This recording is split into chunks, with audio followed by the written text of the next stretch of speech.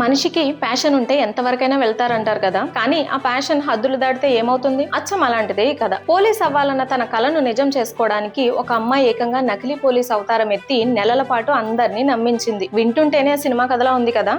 అసలేం జరిగిందో తెలుసుకుందాం. ఈ అమ్మాయి పేరు ఉమాభారతి. జీడిమెట్లకు చెందిన యువతి. చిన్నప్పటి నుంచి తనకి ఒకే ఒక్క కల ఉండేది, కాకి డ్రెస్ వేసుకుని పోలీస్ ఆఫీసర్ అవ్వాలని. దానికోసం చాలా కష్టపడి కానిస్టేబుల్ ఉద్యోగానికి ప్రిపేర్ అయింది కూడా. కానీ టైం బాగోలేక ఆ ఉద్యోగం సంపాదించలేకపోయింది. అక్కడితో చాలా మంది అయితే నిరాశపడి ఆగిపోతారు. కానీ ఉమాభారతి అలా కాదు. ఉద్యోగం రాకపోతేనేం, పోలీస్ అవ్వాలన్న తన కలను మాత్రం వదులుకోలేదు. వెంటనే ఒక పోలీస్ యూనిఫామ్ కుట్టించుకుంది. దానిపై తన పేరుతో ఒక నేమ్ ప్లేట్ కూడా పెట్టించుకుంది. ఇంట్లో వాళ్లతో స్నేహితులతో తనకు కానిస్టేబుల్ ఉద్యోగం వచ్చిందని చెప్పి అందరినీ నమ్మించింది. పాపం వాళ్ళు కూడా తమ కూతురు పోలీస్ అయిందని గర్వంగా అందరికీ చెప్పుకున్నారు. మీరు నమ్మరు, తన తండ్రి రోజు బైక్ మీద తీసుకెళ్లి సైబరాబాద్ సిపి ఆఫీస్ దగ్గర డ్రాప్ చేసేవారట. అక్కడి నుంచి అసలు కథ మొదలయ్యేది. రోజు ఆఫీస్ కి వెళ్లడం, అక్కడి కానిస్టేబుళ్లతో కలిసిపోవడం, వాళ్లతో పాటే క్యాంటీన్ లో టీ టిఫిన్లు చేయడం, ఇలా అందరిలో ఒకరిగా మారిపోయింది. అంతేనా, ఏకంగా వివిఐపి బందోబస్తులకు, ఖైరతాబాద్ గణేష్ నిమజ్జనానికి, చివరికి సెక్రటేరియట్ లో తెలుగు తల్లి విగ్రహావిష్కరణ డ్యూటీకి కూడా హాజరైంది. కొన్ని కాలేజీలకు వెళ్లి సైబర్ క్రైమ్ పై అవగాహన లెక్చర్లు కూడా ఇచ్చింది. ఒక్కసారి ఊహించుకోండి, నెలల పాటు ఇంత జరుగుతున్నా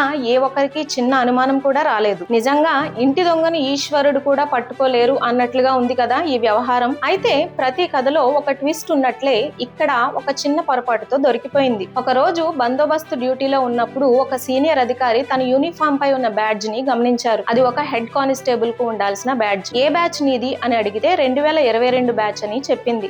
చేరిన 3 ఏళ్లకే హెడ్ కానిస్టేబుల్ ఎలా అవుతారనే అనుమానం వచ్చి ఎంక్వైరీ చేయగా అసలు విషయం బయటపడింది. పోలీసులు తనని అదుపులోనికి తీసుకుని విచారించగా కేవలం తన ప్యాషన్ కోసమే ఇదంతా చేశానని, ఎవరిని మోసం చేయలేదని, డబ్బులు తీసుకోలేదని చెప్పింది. పోలీస్ అవ్వాలనే తన కోరికను ఇలా తీర్చుకుంది. మీకు కూడా ఇలాంటి బలమైన కోరికలు ఉన్నాయా? కామెంట్స్ లో చెప్పండి. అలాగే ఈ కథ మీకేమనిపించిందో కూడా పంచుకోండి.